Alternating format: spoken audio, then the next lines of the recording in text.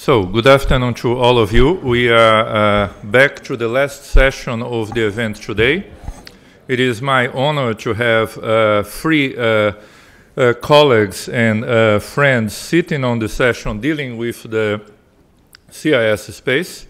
We are going to start with a presentation by Anders Aslund, who is a distinguished fellow here at the Peterson Institute. It will be followed by Sergei Shatalov, who is an advisor at the World Bank and a former vice chairman of the Eurasian Bank of Development. And we're going to finalize with Moody's very own Christine Lindahl. It's the same set of guidelines that we had from the previous session. Please all abide for presentations of around 15 minutes. And I will enforce this as a binding constraint. So, Anders, please, I call you to the podium.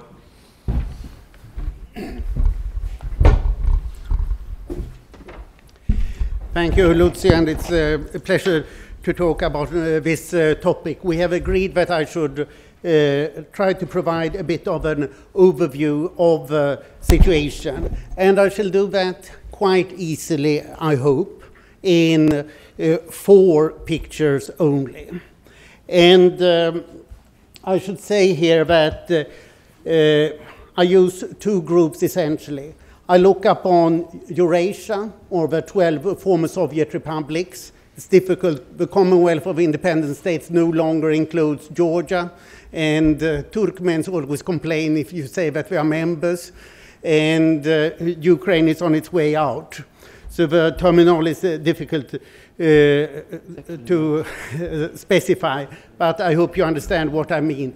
The area from Belarus down to the Caucasus and all the way, including the Central Asian countries. And as a comparator, I use the 10 Central and East European countries from the Baltics down to Bulgaria, Romania, that have become EU members.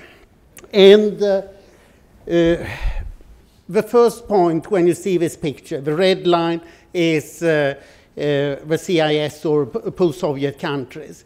It is that they had an incredible growth from 2000 to 2007. I do all averages here unweighted in order to show economic policy rather than economic strength. Otherwise, you just see Russia dominating the region, which is not so interesting. And Russia had probably the highest growth ever in its history, real growth, not as in the Stalinist period, of an average of 7% a year for 10 years.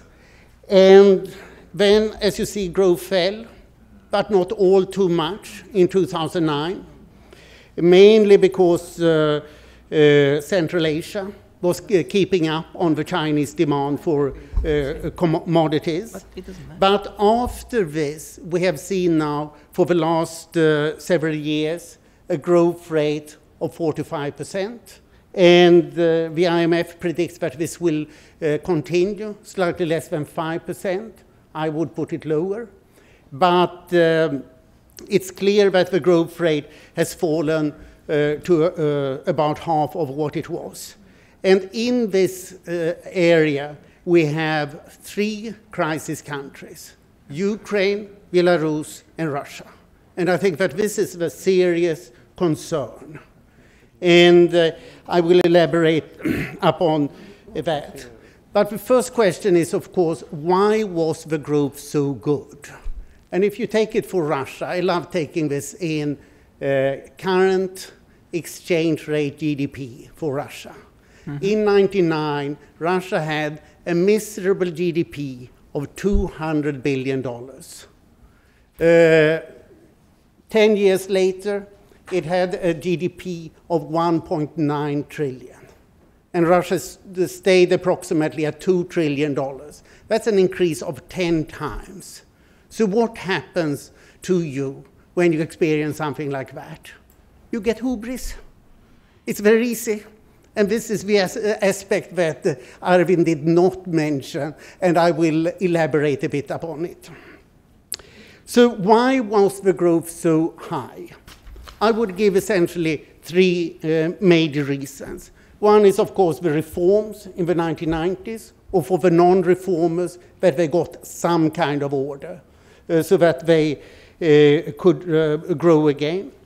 The other reason was that GDP nominally, officially fell by about 50% in the 1990s. In reality, I think that the real decline was about half of that, but we will never get real numbers on it. So there was a lot of free capacity. And not least, there was lots of good human capital that could be better deployed. You can say that the critical factor for economic development, the greatest bottleneck, is managers. So the question is, if you can get good managers to bad enterprises, then miracles can happen, and they have happened. And the third reason is obvious, the commodity boom, and connected with the Chinese market. So this has been primarily Central Asia that has benefited from this tremendous commodity boom because they exported to China.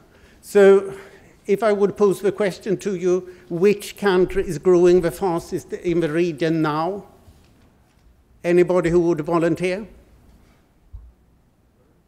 Which is the country that is growing the fastest in the region now? Mongolia. Sorry, I don't have it inside of the, otherwise it would be right. Turkmenistan in the post-Soviet region. And what does Turkmenistan do? It does one thing. It exports gas to China and no longer to Russia, or a little. So this is how you should look upon what is really happening in the region. Azerbaijan and Kazakhstan are also Uzbekistan are other strong commodity exporters, and of course Russia. So what has happened is that these economies have become more dependent on commodities. Russia has in the last 2 years had about 3/4 of its exports being oil and gas, which is more than ever. And now after 2009, how has the growth continued? I would point to two factors.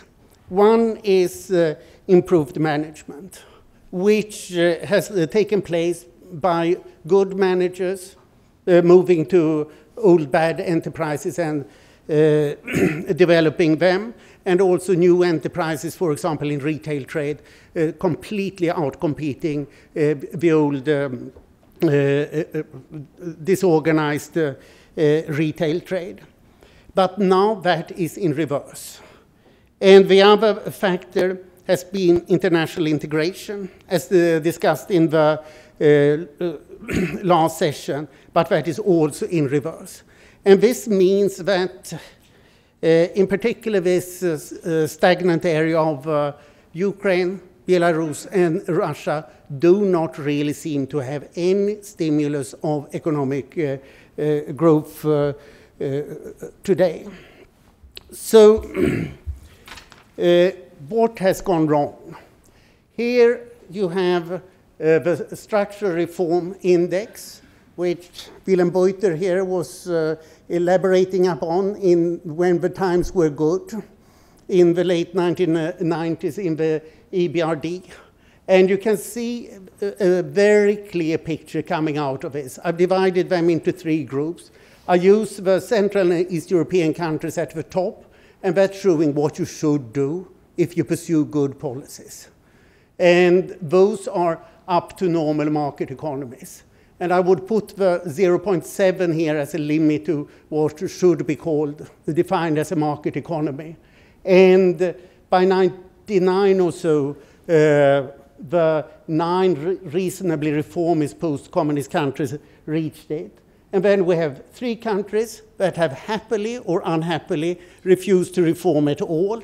Belarus, Uzbekistan, Turkmenistan, that are essentially maintaining a Soviet-type economy with state ownership, state regulation in most regards. And the big point is that you reach as high as you jump in your first jump. If you don't do the jump, it's very difficult to come back. You can see that there has been some rise in CIS reformers. Much of this is Georgia that has continued doing reforms. For the rest, there's very little reforms. And the second factor, apart from say structural reform, is largely deregulation of economy. The second is, of course, privatization. It's only a small exaggeration to say that everything good that has happened in the post-communist countries has happened or post-private sector. And here you see a very similar picture to the deregulation picture I presented first. The Central and East European countries did a lot of privatization early, and they have stayed up there with the private sector now being producing 3/4 of GDP. The CIS reformers did do quite a bit of privatization, but more gradually. And you can also say that the later you privatize, the more corrupt it becomes, because you get more vested interests involved. And this only goes to 2010, because the European Bank for Reconstruction and Development has now stopped doing the statistics for reasons unknown to me. And clearly this is declining. The big renationalization takes place, you can guess where, in Russia. So in Russia, the share of GDP coming from the private sector has probably fallen from 70 to 50%, according to the best estimates. There's no straightforward statistics on this in Russia. And this means that, for example, Rosneft, the big state oil company, bought TNK-BP a bit more than a year ago. What does that mean? Well, it means that good managers are replaced with good friends. And in TNK-BP's headquarters, 90% of the 1,600 managers walked out when Rosneft took over. These were the best managers that Russia had in the oil industry. Now they are somewhere else, and probably not in Russia. And the critical point my presentation here is this picture. On the one axis, on the x-axis, I have Transparency International Corruption Perception Index, and the further to the right you are, the cleaner you are. I've rescaled it for that purpose. And on the y-axis, I have authoritarianism. This is Freedom House, political and civil liberties. And you can see that there are two big groups of countries. Down in the blue circle, you have all the Central and East European countries. That is 2.5 is the limit for democracy, and they are all reasonably clean. This is the wonder of what the European Union has done in this, this region, and cleaned up these countries from corruption. In the other corner, you have what I would call predatory authoritarian states. Uzbekistan, Turkmenistan, Tajikistan, Belarus, Azerbaijan, Kazakhstan, and Russia, which are then solid, steady authoritarian regimes, no changes, and highly corrupt. In between, you have 5 countries that don't really know where they are. Georgia is the country that has managed to make a big move from being far to the left in terms of being very corrupt to becoming quite reasonable at the level with the Central European countries. Moldova has also, being the poorest country in Europe, done very substantial improvements, while Ukraine, Armenia, and Kyrgyzstan are sort of out there, and you don't know where they will end up. These are the countries that are interesting, where they will end up. And what does this mean?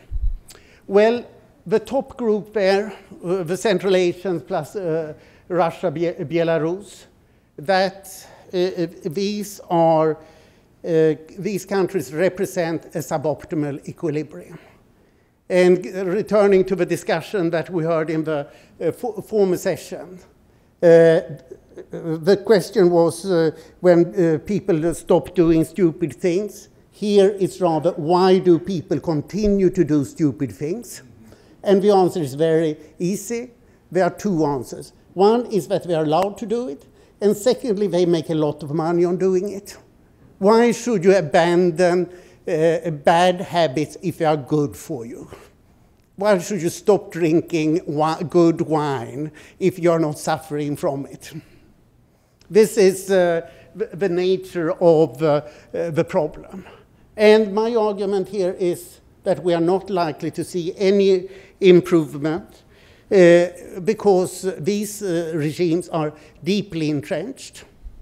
If something is to happen, it is if there is something like what is happening in Ukraine now, and you can see that all the color revolutions, Georgia, Ukraine, Kyrgyzstan, took place in the 3 out of these 5 countries that are not in either corner.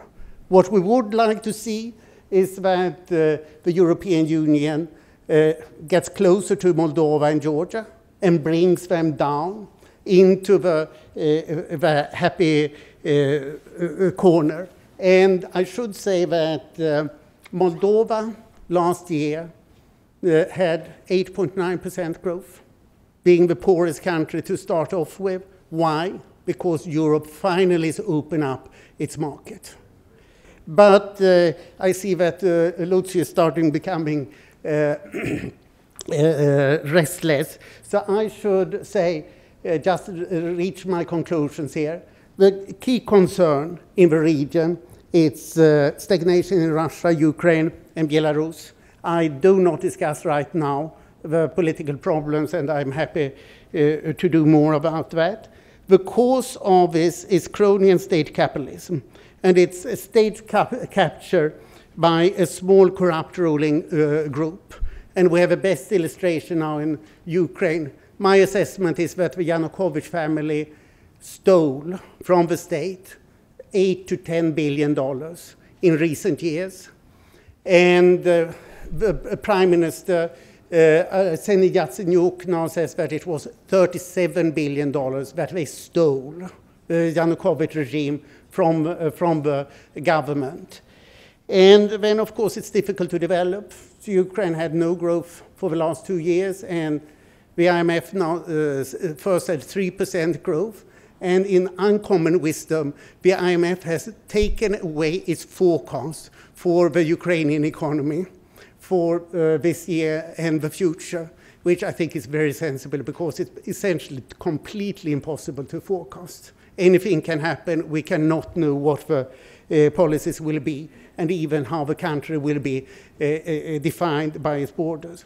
And international integration and reforms have stalled. And the coming problem is that the commodity boom is at least leveling off. So where does this end us? The only positive factor is these massive devaluations. The Ukrainian hryvnia is right now down by more than 50% since November. The Russian ruble is down by about 20%.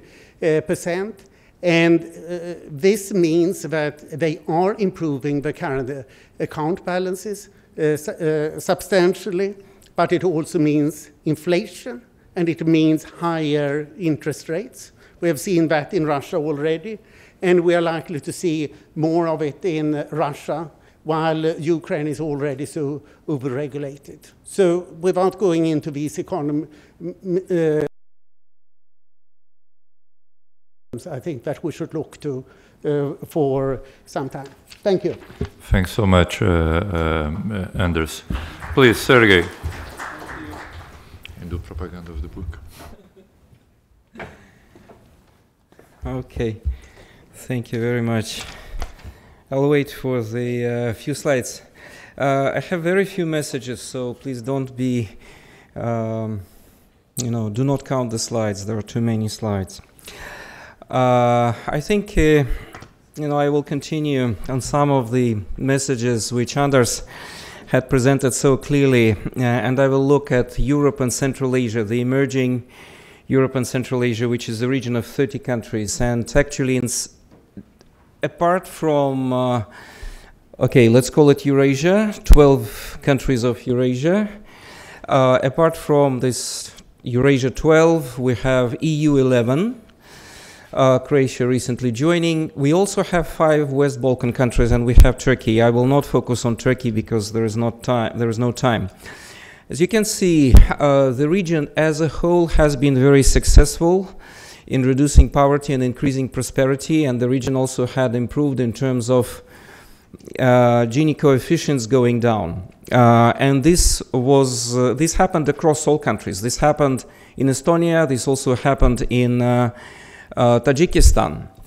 But the World Bank had issued over the past 2 years 2 books, and we have the lead author of these books with us, Dermot Gill.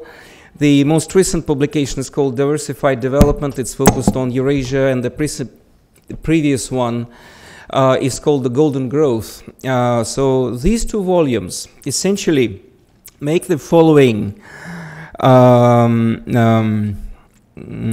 assumption, or let's say send the following message.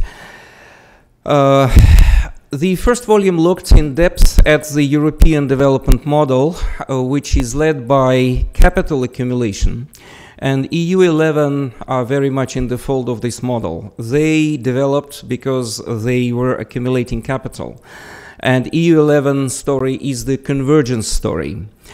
The second volume, Diversified Development, which was just issued 2 months ago, looks in depth at the Eurasia story, which is the growth model fueled by abundance of natural resources, and Anders had very well presented some of the problems with this development model.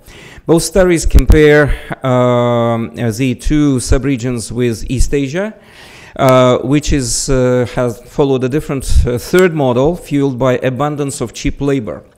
If you look at Eurasia, and I have many more slides, and I think we can share the presentation, and it's the full presentation.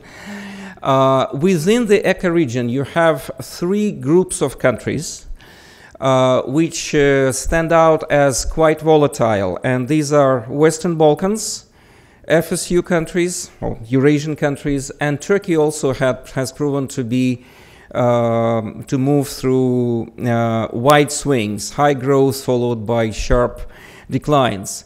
And EU 11 have evaded volatility, but they have witnessed also rather low growth.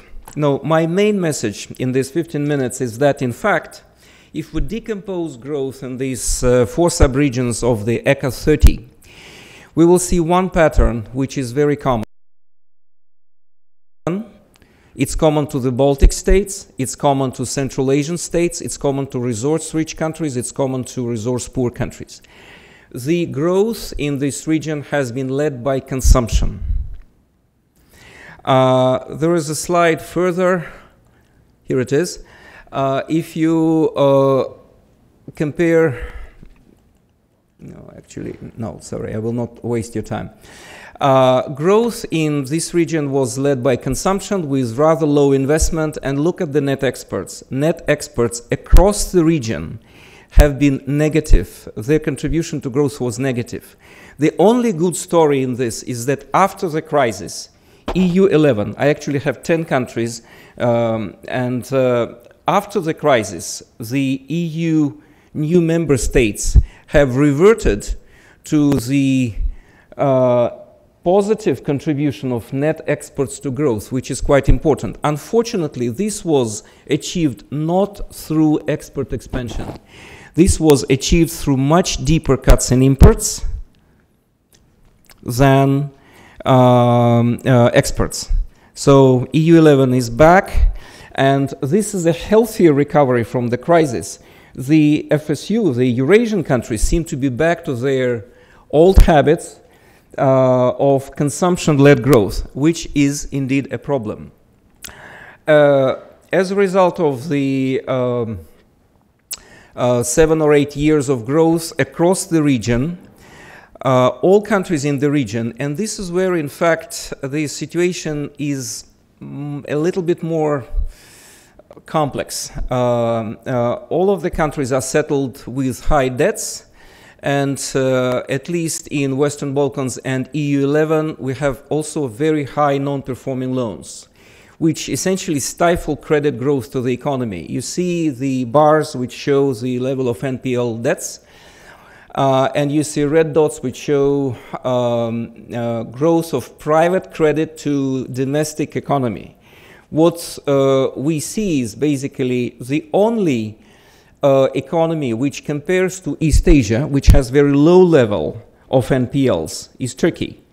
But Turkey has a different type of problem nowadays. Turkey has a massive external vulnerability, very large current account deficit. But Russia has relatively high NPLs, and the vulnerability of financial sectors in EU11 and Western Balkans and other FSU other than Russia is quite high. So my main message is that the growth until 2007, led by consumption, was driven by significant inflows of resources, both official and private, and in many countries across the region. Latvia, Hungary, Kazakhstan, Russia. In many countries, this growth led to the emergence of asset bubbles. Very, very few countries like Poland have escaped the asset bubbles. You might be surprised, but asset bubbles existed even in low-income countries of Kyrgyzstan and Tajikistan. These asset bubbles were driven not only in the western part of the region. The bubbles were driven and fueled both by official flows, accession and structural funds, and by very significant private inflows. This was a convergence story. This was a good story. The countries were catching up. In Central and Eastern Europe, they were catching up with the consumption standard, with the wealth standard of EU15. But every good story has its reverse story. The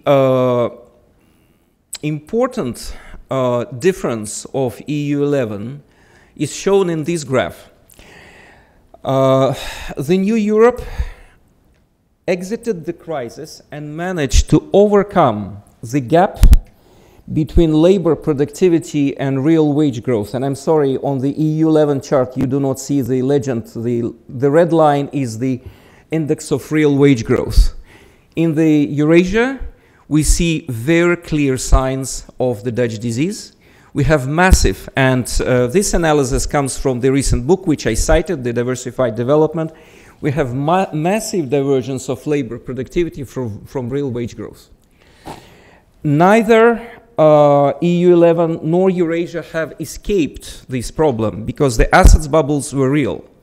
The only good story in this picture is that EU11 seems to have overcome the problem. So indeed, I would fully support what Andres has just said.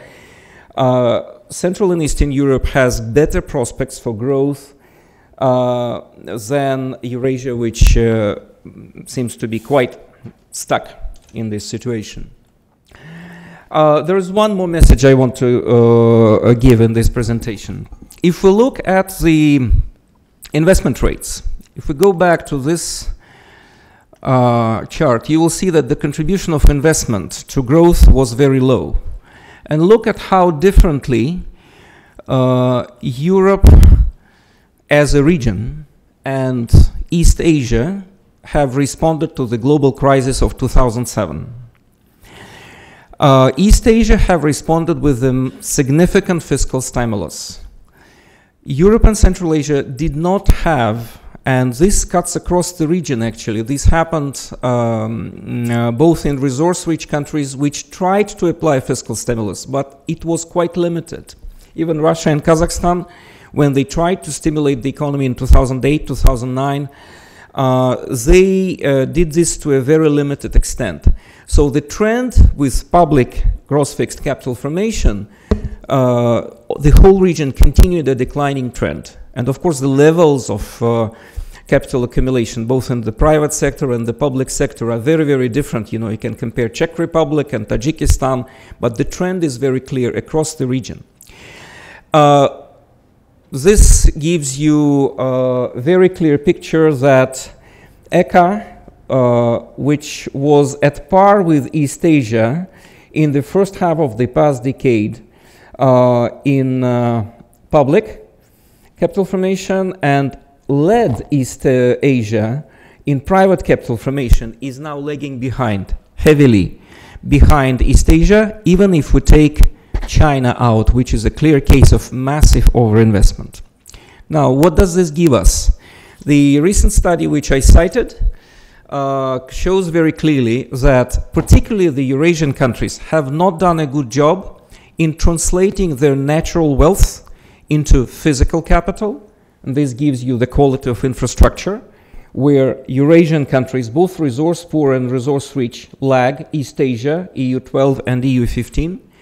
Human capital. In human capital, the picture is a little bit different because Central and Eastern European countries and Russia have significantly stronger outcomes in education, but Russia, alongside with other Eurasian countries, is lagging in health outcomes.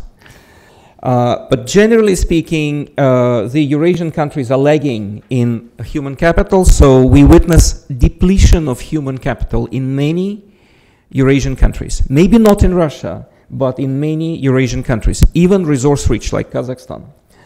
And the governance, I think Andres had given a very detailed story on this, so I will not repeat my presentation. So basically my main message is that this region will need to rebalance its growth model. And it's difficult. It's difficult because you cannot cut consumption. To rebalance the growth model, you have to move to the track where consumption consistently over a fairly long period of time grows below the growth rate of GDP.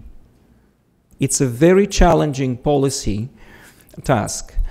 Or you have very significant spurt in investment, but this is where you start experiencing the efficiency problems. You know, we all know how inefficient was public investment in many resource-rich countries. I can multiply the examples which Anders has given. The problem is efficiency of public investment has been low, not only in the FSU countries. Efficiency and the absorption capacity of EU11, at least some countries in the EU11 group, has always been inadequate to efficiently absorb the structural funds that are accessible, that are available for them. You know, there are studies on Bulgaria and Romania, for example. So some countries have been successful in Central and Eastern Europe. Some countries have not been successful in absorbing efficiently these funds. So if we control for the quality of public investment, then the picture will actually be even more pessimistic. So rebalancing of the growth model is needed, and this is going to be tough. Thank you very much. Sergey, thanks very much. Kristin, if I could call you to go into the podium.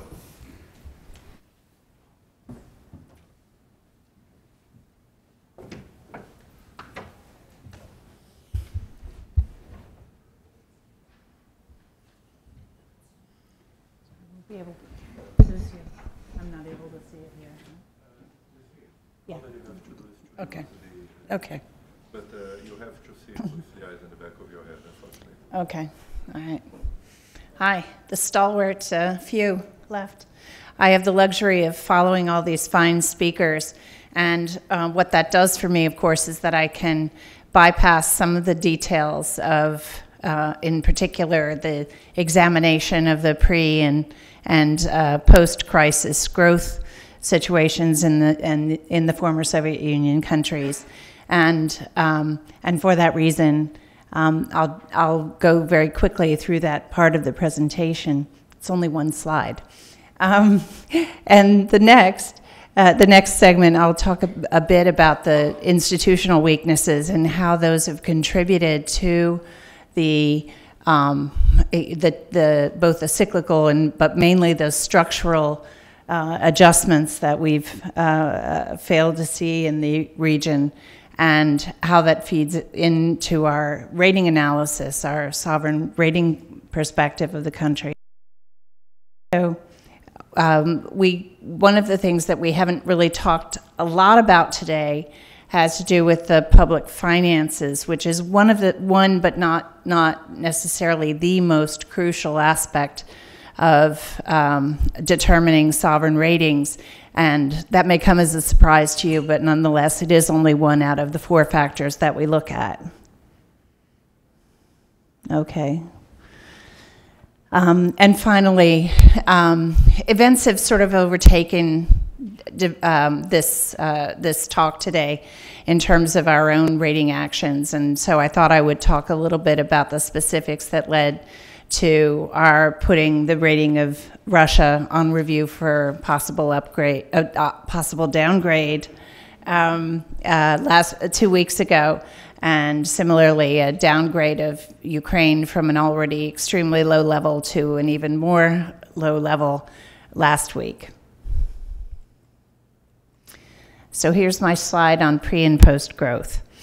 The situation now. I should say, by the way, that for example, we're looking at 2013 here as the latest indication of growth for the individual countries, and Ukraine was able to eke out some positive growth last year, but as we all know, the political situation is having an enormous economic impact, and I hadn't been aware that the IMF had removed the forecast from its WEO, but certainly that makes a lot of sense.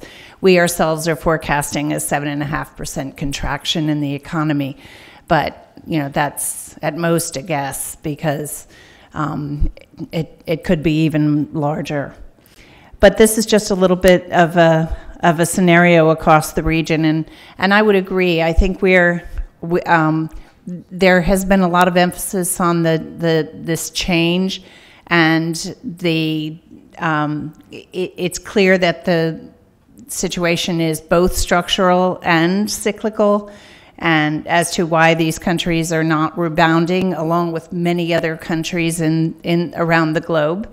After the crisis, we did have the rebound from the very steep contraction that most countries experienced in 2009, and I think that may have misled people into thinking that the post-crisis expansion would be the normal pace. It was akin to the kind of growth rates that we saw pre-crisis, but in fact, the slowdown more recently has to do with a lot of factors that relate both to Europe and the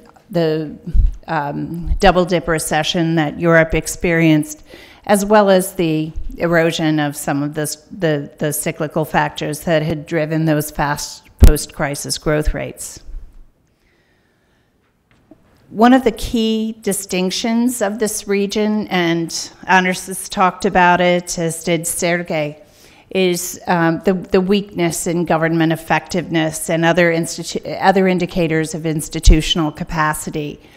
If you look, unfortunately this doesn't have a pointer, but if you look at the bulk of the countries in the region are rated sort of on average at the BA level, which is the first few notches below investment grade. But there are a number of countries, including Ukraine, of course, which is way below that. And there are several that are above investment grade, such as Azerbaijan and Kazakhstan, and of course Russia. That being said, they are all significantly constrained by their institutional weaknesses, and they don't even qualify to come up to the lowest notches of investment grade, with the single exception of Georgia. And I think going back to some of the slides that we've seen today, it would be interesting to see a time series of some of these averages that we've seen, because Georgia has made greater strides, and we lose some of the richness of that analysis by looking at averages. Now, something that's very important to Moody's as a rating agency, of course, is the rule of law. We interpret this, of course, as meaning the honoring of contracts and therefore the repayment of debt. But similar to the picture of governance, we also have a situation where all of the former Soviet Union countries fall significantly below the median of the single B-rated countries, certainly below that of the BA-rated countries in almost every case, with the exception more recently of Moldova and Georgia, consistent with what we've seen before, and of course very far below what the median is for the lowest rung of investment grade countries. What is happening, though, is that the debt metrics are stabilizing in almost all of these countries, with the obvious exception of Ukraine.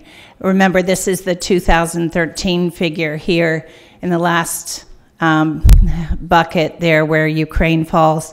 And we, in fact, expect that between the economic contraction and the serious fiscal deficit that will be registered this year, that Ukraine's debt could jump from 40% at the end of 2013 to as much as 60% at the end of this year. But where the countries do benefit, and in fact benefit well from relative to, or show themselves well relative to countries, regardless of where they're rated, is that they all have debt affordability that's above average. Now, this is the share of revenues that's consumed by interest payments. But I don't think we should be with the possible exception of Georgia and Russia, I don't think we should be fall too much under the spell of these numbers per se, because countries with these kinds of institutional weaknesses have to have better debt affordability than countries that have stronger institutions, because they have the least ability to respond to crises. And that's our view of external vulnerabilities in the region. And when we go through each of these cases, one or the other of our metrics that we look at for for susceptibility to event risk, Ukraine suffers from every single one of those vulnerabilities. Others suffer more or less from those vulnerabilities. But in general, you have a number of countries that have very severe external vulnerability. In particular, we would talk about Ukraine, of course. We know about Ukraine's position this year, its enormous dependence on the inflows that they'll get from the IMF, at least for as long as the IMF program is maintained, and we know the history there. But some of the other countries, in particular the fast-growing countries like Russia and Azerbaijan, show very low external vulnerability. And so that's not really their problems, even though we might have relatively high overall assessment of susceptibility to event risk for these countries. And here are here's the rating perspective for most of the countries that we rate in the region. And that, and you can see we're going down the rating scale here, the first 3 countries being investment grade, the next 2 being in the BA range, and the final 3 being single B or below. And in our methodology, you can see that in spite of a country like Russia having high economic strength, which by the way has been reduced in our assessment in the most recent rating action.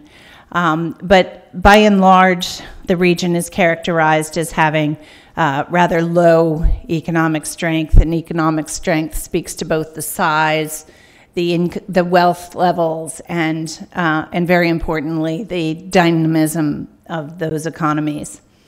And we see too that that by and large, both the investment grade countries and the non-investment grade single B and below are characterized by low and very low institutional strength, whereas uncharacteristically perhaps the 2 BA rated countries have a moderate level of institutional strength.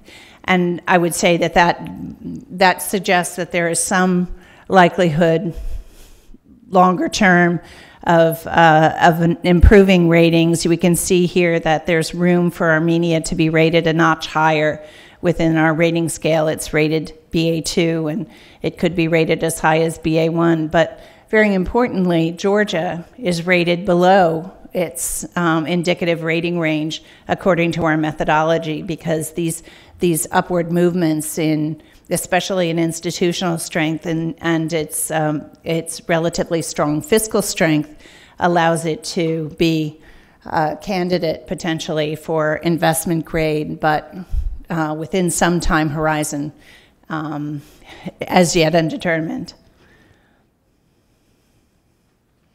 And I think most of these graphs or most of these slides are in your packet, and I just wanted to summarize some of the rating drivers that led to our review. And the review has only been underway a couple of weeks, but we will certainly make a decision by, say, the end of June, our normal time horizon.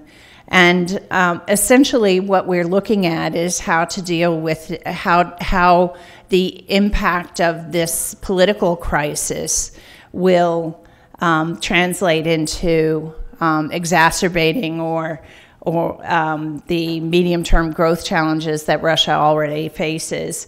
There is some chance, although we would suspect that it's quite low, that this level of risk will not have a meaningful impact. But I think that is really a situation in which we would expect to go back to the pre-Crimea seizures. So I'm not sure, given the West's relatively benign response to that seizure, that we can expect that to happen.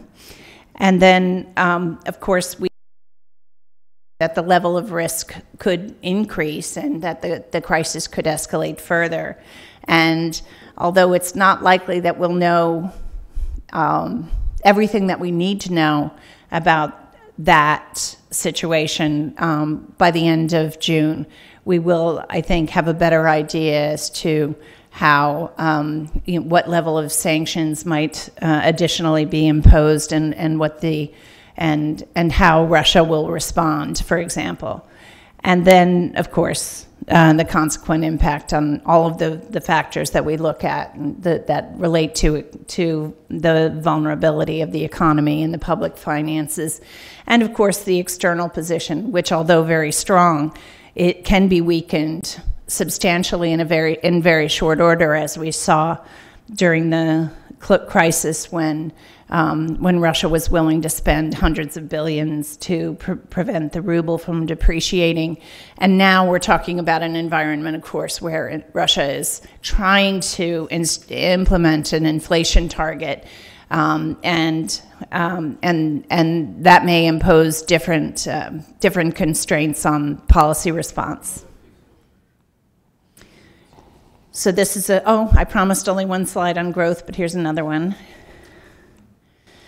And this is similar. This is our view on what the baseline would have been prior to the recent developments, and that's in the orange, and how that view has changed as a consequence of what's happened.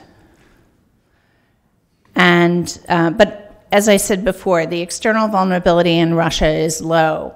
But that can change very quickly. We all know that. I was the analyst for Mexico in 1994. And the increased susceptibility to event risk, again, I've addressed this, but one of the factors, of course, that helps Russia, in spite of the fact that oil production has been stabilized, is showing no further signs of growth, probably because all those Rosneft managers left, but certainly that contributed to it. But gas production is right now expected. This is, in many respects, before the Ukraine crisis view, I think, because there will certainly be an impact on the extent to which those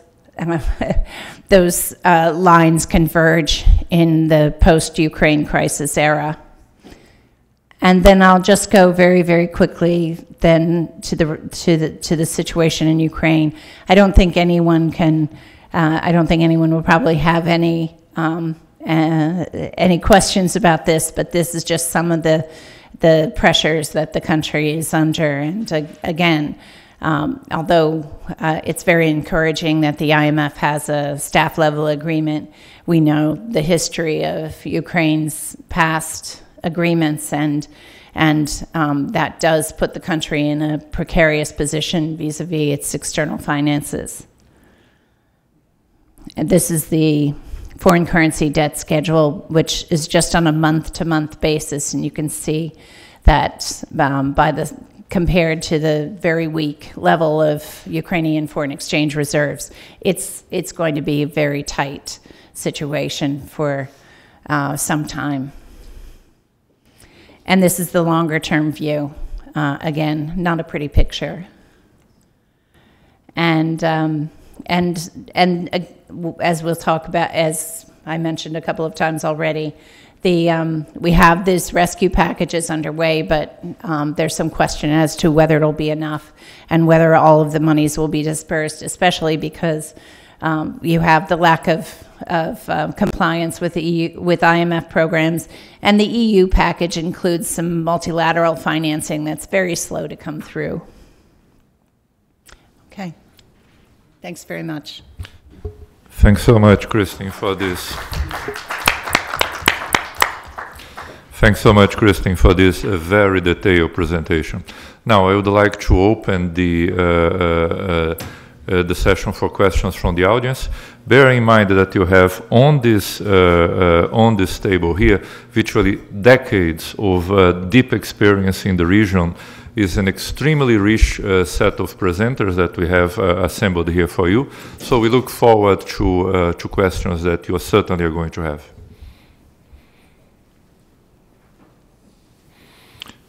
Jakob, please, first. Jacob Kierkegaard here from Peterson. Why should we think that a potential Ukrainian IMF program would be more successful this time than in the last couple of times. What are the sort of drivers of, potential success vis-a-vis the previous failures? I hope I assume that that's for Christine, so please. Yeah, I hope that I conveyed my skepticism about the likelihood that the program would be any more successful. There is, on the creditor side, there's more motivation than ever. But on the borrower side, in spite of the motivation that might exist initially, I'm not sure that will be sustained, particularly if there's some kind of a resolution to move the Russian troops away from the border. I'm showing my age. Some of them may think that they are Soviet troops in any case.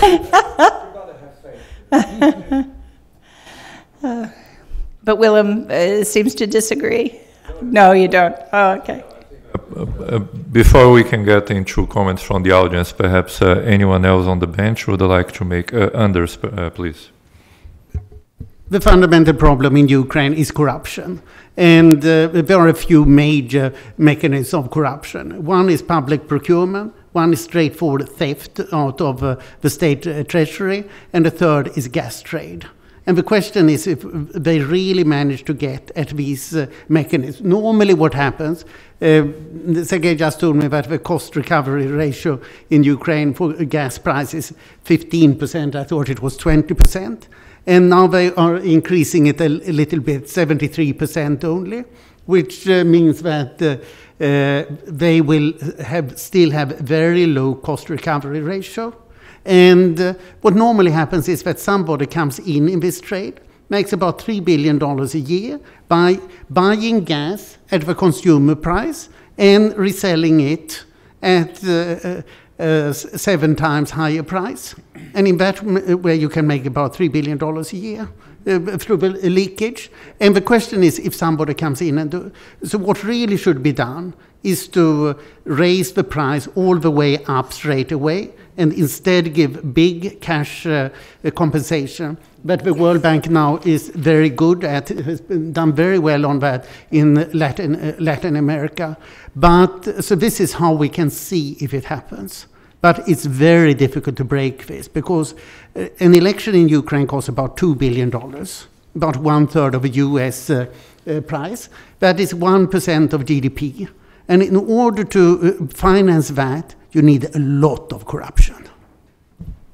Well, on this note, I think that Sergei had some comments on that too. Just one fact. The current government in Kiev has done something that no previous government was capable to do. Neither Tymoshenko nor Kravchuk nor Kuchma. They have wiped out the Ukr-Naftogaz management. They fired everybody. And that was the sort of the core, the theft center of the country.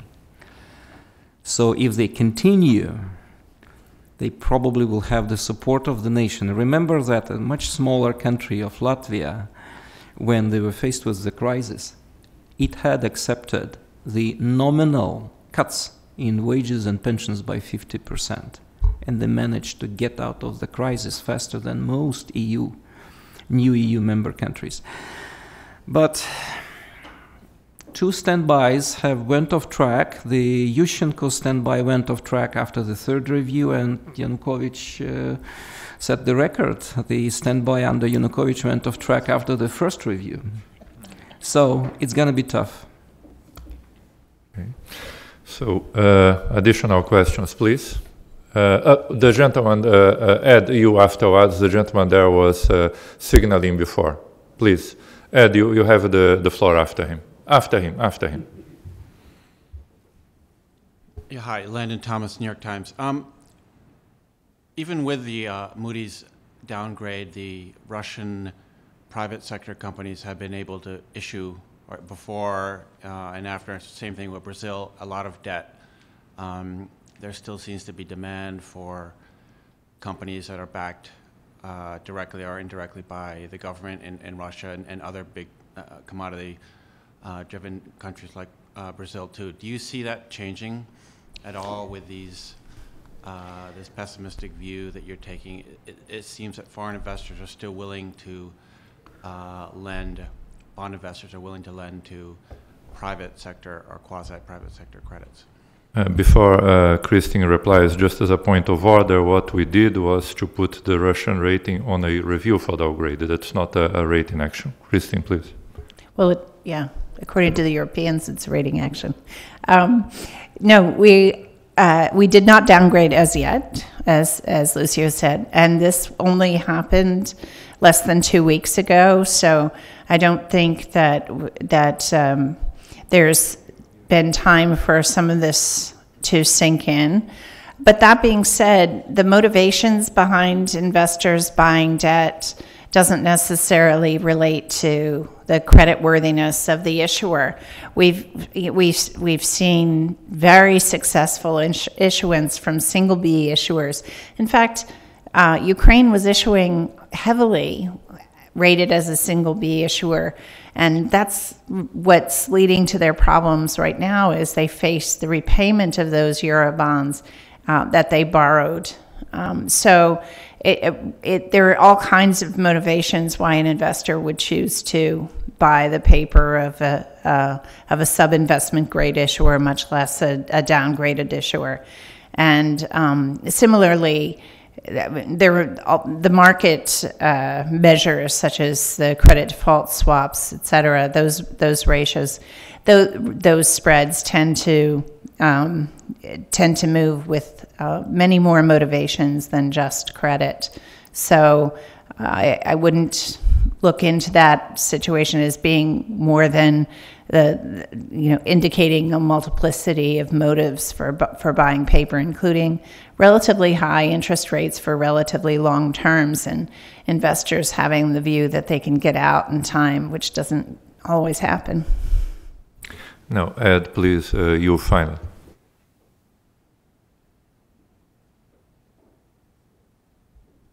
Ed Verona, Senior Fellow at the Center for the National Interest.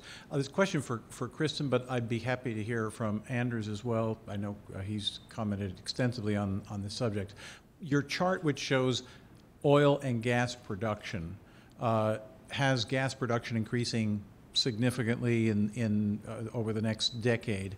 Have you accounted for the changes that are occurring now with the shale gas revolution, the EU's third energy package, and its likely impact on the pricing formula for Gazprom's gas delivered by pipeline, for the likelihood now that they will not be building a South Stream pipeline after the Ukraine crisis, and the fact that the only alternative that Russia might have over the long term is to export to China, and China has now acquired a great deal of negotiating leverage over Russia in on the pricing formula for gas sales, and perhaps also impact on LNG, the financing of LNG projects in Russia, and the ability to transship through EU ports, maybe affected by the Ukrainian crisis.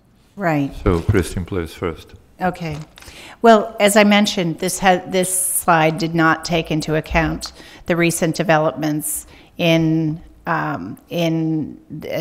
particular the developments in Ukraine and what that speaks to in terms of the decisions about new pipelines, the consumption by Western Europe, and of course, most crucially, the expectation that shale gas will spread not just throughout the U.S., but also to other countries who, as you probably know, a lot of countries are looking into the possibility of their own expansion of production of shale gas now that has proven to be so successful in the United States. So, yeah, as I mentioned, that picture of convergence, in fact, where gas production even exceeds the level of oil output, is no longer going to happen. I mentioned that conversion doesn't happen. Maybe I said it too fast at the end, but and really the change in the slope could be rather profound, and it will be sudden. And of course, it'll be sudden, given the crisis in Ukraine, unless for some reason the situation stabilizes. But as I said, also, I don't think that there's a very high likelihood of that. So, Anders, if you'd like to complement something. Yeah, well, I reacted as you had. Russia's gas production has basically been flat since 1990, and I guess that it will continue to be flat. European gas demand has been flat for the last decade. And I've seen so many scales saying that it will go up like this and that the Russian production will go up. Essentially, Russia sells gas from West Siberia via pipeline to Europe, and very little else. The Ukrainian market will clearly disappear, and that's about 1/4 or 1/5 of Gazprom's total exports. So I think that the production is likely to go down rather than up. Europe has cut its purchases from Gazprom by 1/3 since 2009, and we are likely now to see a further cut. What is increasing is LNG production, but that will take quite some time before it comes on stream, and that will probably be produced by Novatek and Rosneft rather than Gazprom, so that there will be a replacement. And also these very big LNG expansion plans, I suspect that they go as many of these Russian gas plants, even if they are not supposed to be done by Gazprom, several of them. So I would expect that it will be flat and not develop. Right. I apologize for not specifying when I mentioned that these lines are unlikely to develop as it is, that the history is just through 2012. That's what's actually happened. Even the 2013 number, I think, is it probably didn't increase as much as that. And subsequent, and this forecast is from the Russians, so their statistical office projections, and I think it's beyond positive and not overly optimistic. So now, please, the gentleman there, please.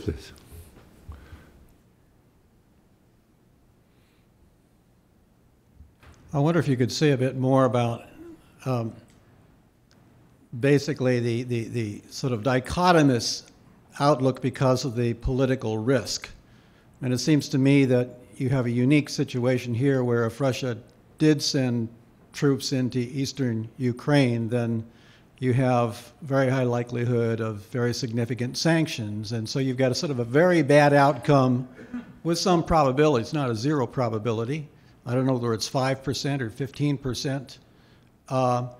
And this poses, it seems to me, special challenges to a rating agency because, you know, you're usually dealing with more continuous situations and you don't have to deal with this sort of tail risk problem. I wonder if you could talk a little bit more about how you address that. So, Christine, naturally for you. Okay. Well, I mean, there have been instances of such tail risk that have fundamentally changed the ratings outlook in recent history. For example, the Greek decision just to seek the PSI, the public sector restructuring, or the private sector involvement, which is what PSI means, which is essentially that the private sector had to take what they had to take. And that fundamentally changed also the outlook for other countries that were in bailout programs. And although it may not be as profound and from somewhat higher levels, but all of our relatively highly rated or A-rated countries in Europe that were in bailout programs had ended up being moved into sub-investment grade as a consequence of that crisis. The possibility that decision would be multiplied to other countries was very real. And we've only recently decided that that situation is not likely to materialize. So within the last year or so, we've started moving, we've stabilized those ratings, or moved, in Ireland's case, for example, back to investment grade. So that was a big change. The idea that we always used to say no country that had average incomes of $10,000 or more had ever defaulted, but Greece did. So when it comes to this situation, though, of course, it is very dichotomous, and that's why one of the reasons why we've identified the possibility of Russia being downgraded, not just by one notch, but by multiple notches. Probably still stay investment grade given the debt metrics, but if we think back to 1998 and the decisions that were made there, that was partly ability and partly willingness. And remember that ratings speak to both. So even though we always have this internal debate, in which I think I'm the only one who takes the side of, if Russia had Eurobonds that were maturing at that time, they would have defaulted, although they'll do almost anything to avoid defaulting on Eurobonds now, but wouldn't care so much about other internal debt. But when it comes to Ukraine, of course, we're already assuming that the likelihood of the country defaulting is extremely high. Probably, the current rating level suggests likelihood of about 60% of the country defaulting. And that's even with the support that's being provided, because we have so many provisos, as we've already specified, as to why that might not materialize, either because of the lack of compliance or because the willingness of the creditors to provide that money on an ongoing basis may weaken over time, particularly if the immediate crisis seems to have passed, that is the Russian invasion of eastern Ukraine. So it's definitely a precarious situation, and we wouldn't want to minimize the likelihood that that even with those very high default probabilities, we could see much worse. And beyond that, of course, we can talk about those ratings as indicating high levels of default, but they also indicate a very high level of loss for investors given default, and ratings at those levels particularly, but ratings at all levels also speak to loss given default. I would like to thank the panel for what has been an extremely rich discussion. The final statements by Christine, I think, show to all of us how doing sovereign ratings is as much an art as is a science. I would like to invite all of you to applaud this bench.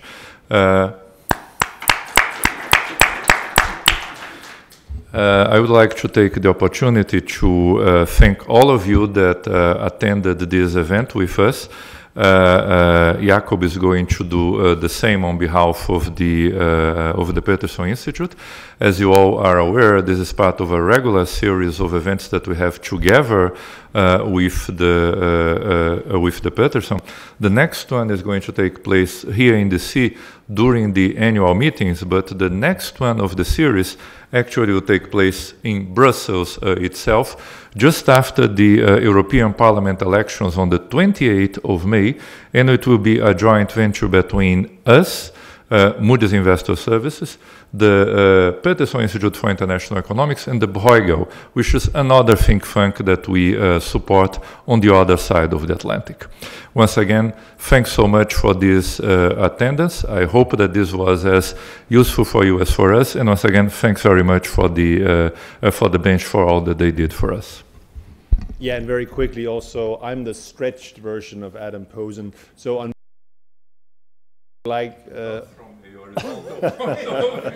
I would like to be in a position of being able to eye say thank you very much to Lucio and Moody's for this phenomenal event, and I personally, and as well as the Peterson Institute, look forward to continuing the cooperation in the future.